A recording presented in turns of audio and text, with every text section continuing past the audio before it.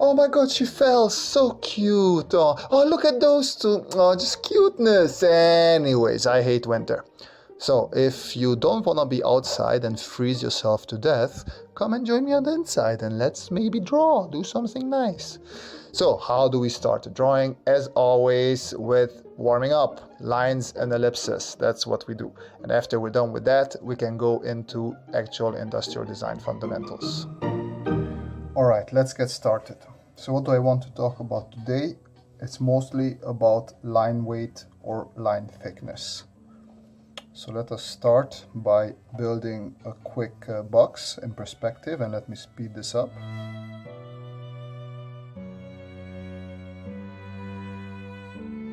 All right, here we have our box. So what do I mean by line thickness? In nature, we don't have lines, we only have volumes. So basically, if we have a light source here, that will shine this way. And we will never have these lines in nature, but we will have shadows and values.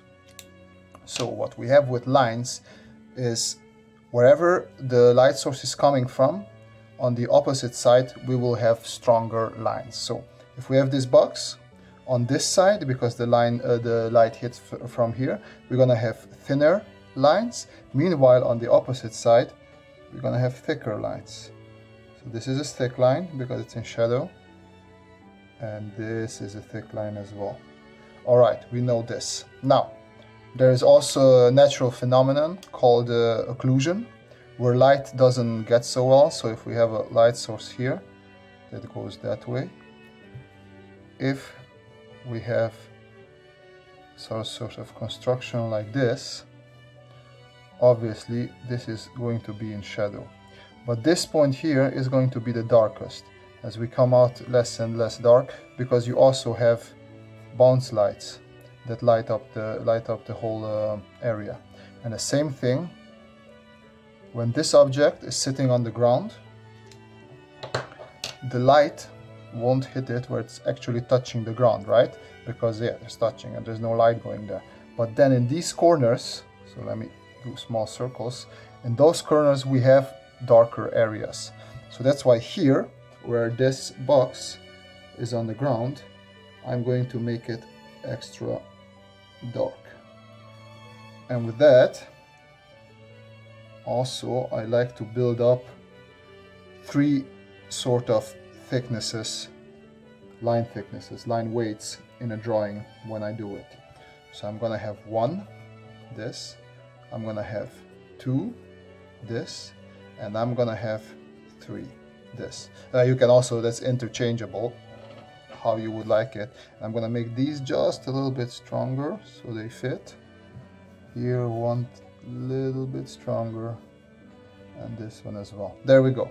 So then in this case, 1, 2, 3, this is the light one. So these are hit by the light. So if we look, if light comes from here, these will be the ones that are hit by the light. Then the 2, this will do the shadow. So if we look, the light comes from here. This is the second thickest because it's in shadow. And then number 1 in this case, obviously I should have done the numbering the other way around. But then the number 1 will be the occlusion one.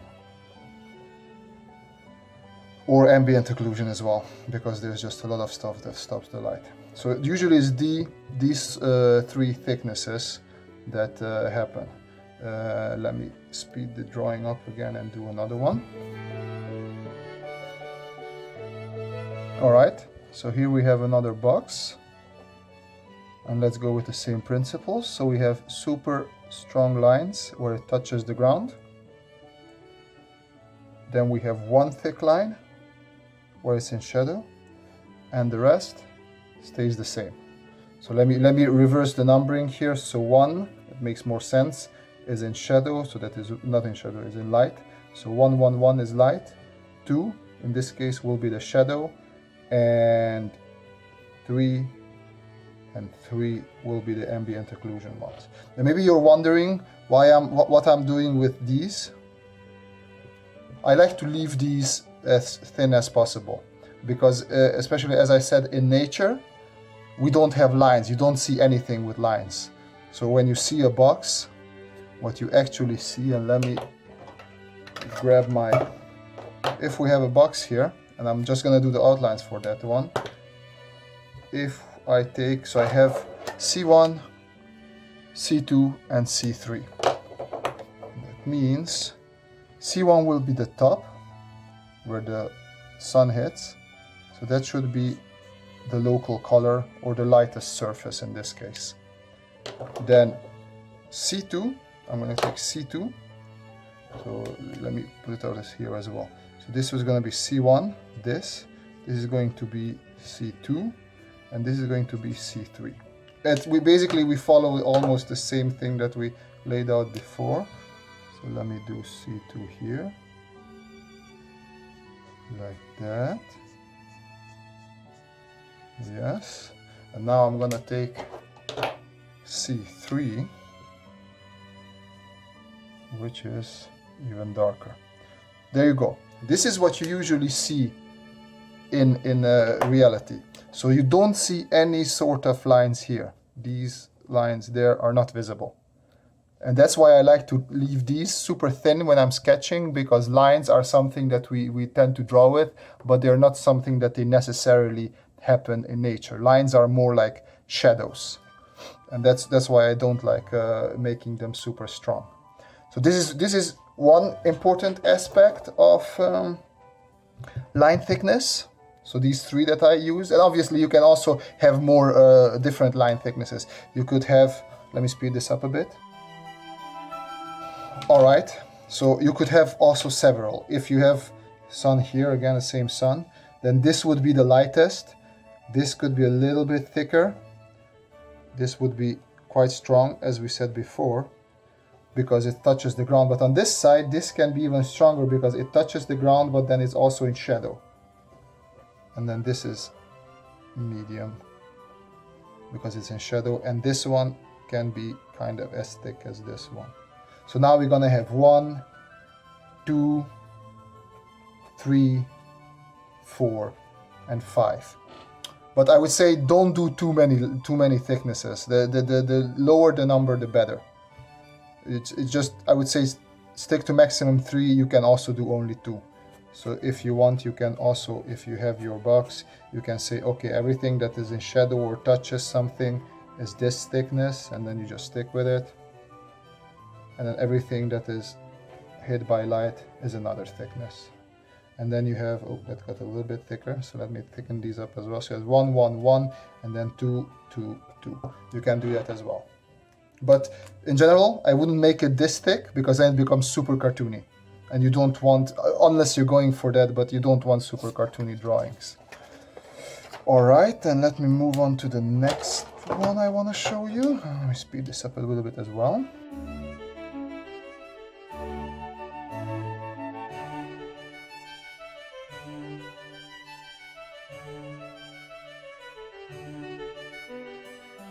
All right, now I have several elements here with all sort of the same line thickness. And this is the second way that I like to use line thickness, where I disregard what we used before and I make it equally dark all around the edges. And this is to make the main element pop.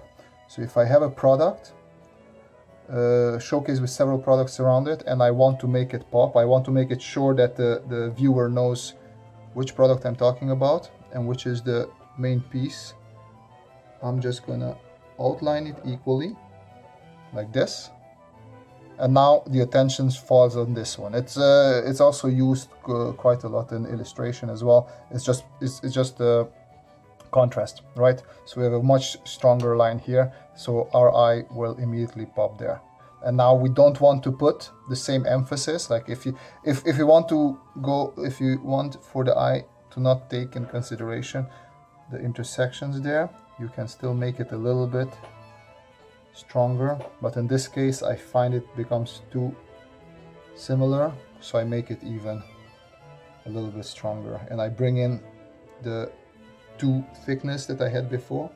So 1 thickness on the side where the sun hits it, and then a thicker line where there's shadow. There you go. And now it pops again. And now you know that this is what the eye will concentrate on. And you can also do that, what I like to do. So, yay, let us speed up again.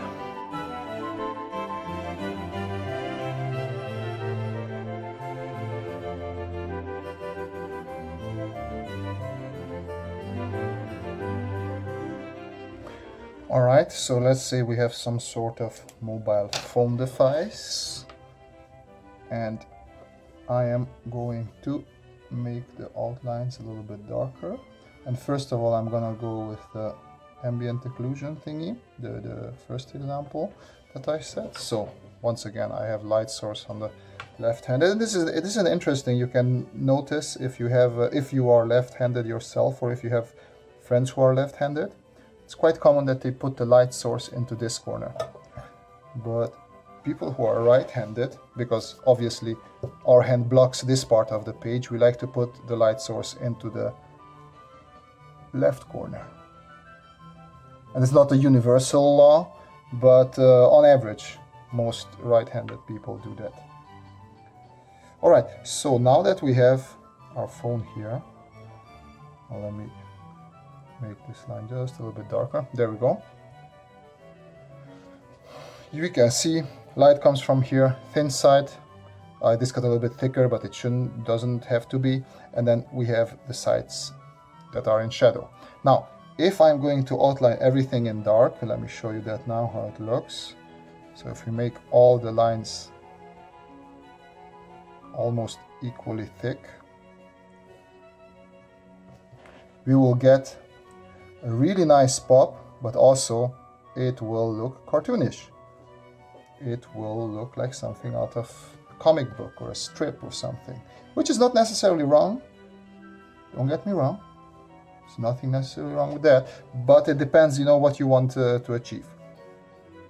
If you have a more fun illustration style, and it's also, I don't know what you're illustrating for, and it's okay to be more cartoonish, then yeah, sure, go for it, no problem. It can enhance your visual quite a bit, I think. And it also gets just a slight little bit of a feeling, where do I have my C2, of Art Nouveau-ish style. So if you look at stuff like Mucha, he always had those beautiful ladies, nicely painted, and then they usually had those thick outlines, but then everything inside was really nicely rendered. So you can achieve something like that with this sort of thing. And that's a very quick mobile phone for you. And obviously then you can go into detailing, but that's not what I want to show you with this video. Oh, here, this is what I'm doing. Okay, let me show you one more thing that's interesting. So if I draw a quick box,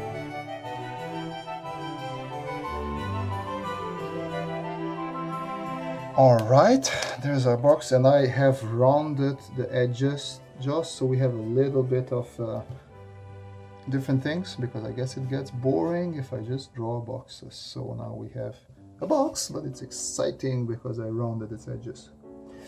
Anyways, so what I wanted to show you, right? So we have these thicker lines where it touches the ground, and then we have the thick line on the right because that's in shadow.